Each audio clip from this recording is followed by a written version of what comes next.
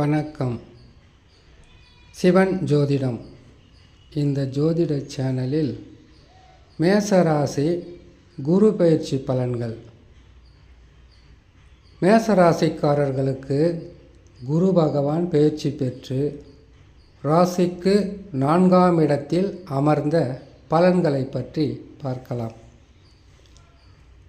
8/10/2025 அன்று பயிற்சி பெறும் குரு பகவான் 20/10/2026 வரையில் ஓராண்டு பலன்களாக மேசராசியான உங்களுக்கு எந்த நிலையில் பலன்களை தருவார்?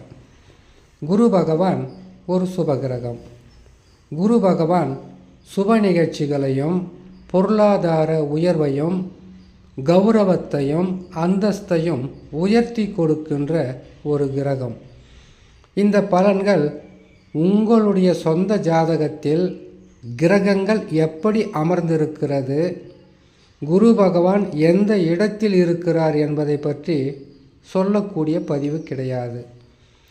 குரு பகவான் கோச்சாரம் என்று சொல்லக்கூடிய பயிற்சி காலங்களில் மேசராசியில் இருக்கிறாரா, ரிஷபராசியில் இருக்கிறாரா, மிதுன ராசியில் இருக்கிறாரா என்கின்ற ஸ்தான பலத்தை இருக்கும் இடத்திற்கு அவர் எந்த பலன்களை தருவார் என்பதை சொல்லுவதுதான் ஜோதிட குரு பயிற்சி, சனி பயிற்சி, ராகு கேது பயிற்சி. அந்த வகையில் குரு பகவான் எந்தெந்த ராசிகளில் அமரும்போது என்ன பலன்களை தருவார்? மேச ராசியான உங்களுக்கு ராசிக்கு 4இல் அமர்ந்தால் என்ன பலன்களை தருவார்? எத்தகையான செயல்பாடுகள் இருக்கும்?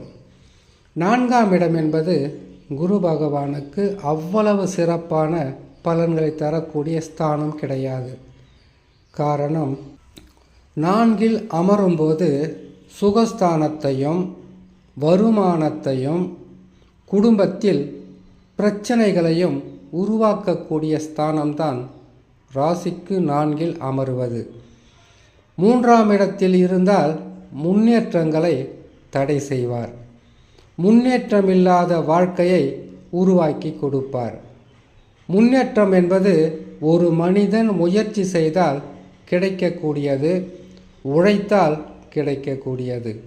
3ஆம் இடத்தில் இருக்கும்போது தடைகளையும் முன்னேற்றத்தில் பாதிப்பையும் தருகின்ற குரு பகவான் 4ஆம் இடத்திற்கு வந்தால் சுகஸ்தானத்தில் உங்களுக்கு பல வகையான பிரச்சனைகளை உருவாக்குவார். மருத்துவ செலவு அதிகரிக்கும். செய்யும் தொழிலில் தடைகளும் தடங்கல்களும் வருமான குறைவும் ஏற்படும். குடும்பத்தில் மன நிம்மதி என்பதே இல்லாமல் போகும். உங்களுடைய உறவுகளோ நட்போ அவர்களால் பல பிரச்சனைகளை சந்திக்கக்கூடிய சூழ்நிலையாக இருக்கும். குரு பகவான் 4ஆம் இடத்தில் இருக்கும்போது வண்டி வாகனங்களில் உங்களுக்கு செலவுகளை அதிகரிக்கும். அது வீடு கட்டுற வேலையாக கூட இருக்கலாம், இல்லை வண்டி வாகனத்தில் நீங்கள் புதுசாக மாற்றக்கூடிய சூழ்நிலையாகவும் இருக்கும், இல்லை இருக்கிற வண்டியில் உங்களுக்கு செலவுகளை அதிகரிக்கும்.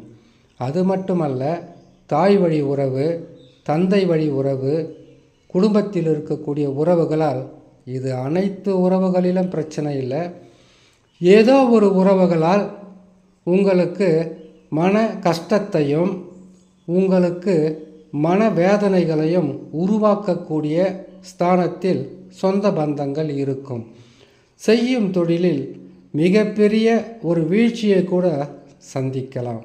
ஒருவேளை உங்களுடைய ஜாதகத்தில் குரு பகவான் ஆட்சி பெற்றோ உச்சம் பெற்றோ கேந்திர திரிகோணங்களில் அமர்ந்து நீசம் பெறாமல், பகை பெறாமல், வக்ரம் பெறாமல் இருந்தால் நான் சொல்லக்கூடிய இந்த பலன்களாகப்பட்டது உங்களுக்கு பாதகத்தை தராமல் ஓரளவுக்கு சாதகத்தை செய்து கொண்டு தான் இருக்கும்.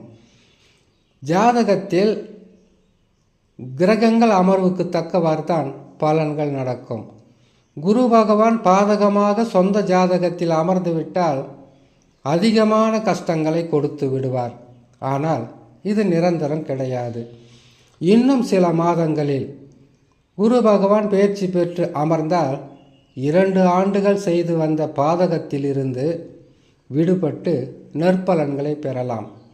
ஆனால் உங்களுடைய ஜாதக அமைப்பில் நல்ல தசா நடந்து கொண்டிருந்தால் பெருசாக பாதகம் சொல்ல முடியாது.